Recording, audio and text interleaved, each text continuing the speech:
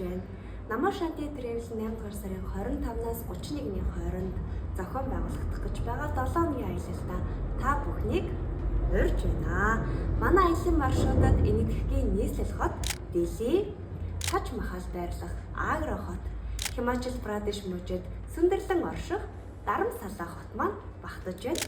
За үүнийг аялал гэхээсээ илүүтэйгээр ээж аав, эмээ өвөө, хайртай дотны хүмүүстэйгээ хамтдаа дээрхэн гигэнтэн 14-р далаа багшид бараалхан мөргөж алтан мутраас нь адис хүртэх авших буянтай ачийг нь хариулах хайрын илэрхийлэл гэж ойлгож болох юм.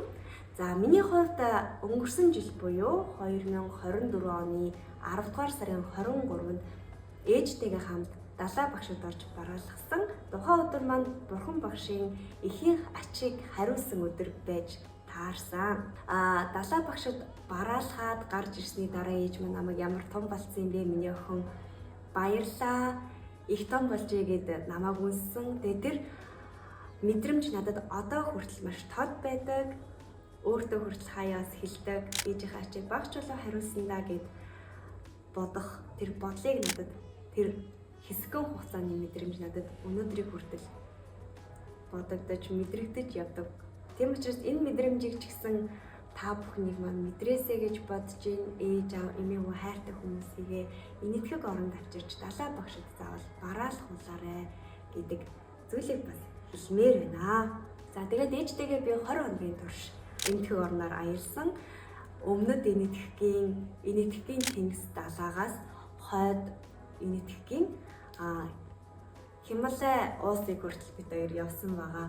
Намаа Шанти Travel нь олон удаагийн аяллыг зохион байгуулж байснараа туршлагатай хамт олон үүнээс гадна англи, энэтхэг хэлтэй хөтөж орчуулагч маань та бүхэнд үйлчлэнэ.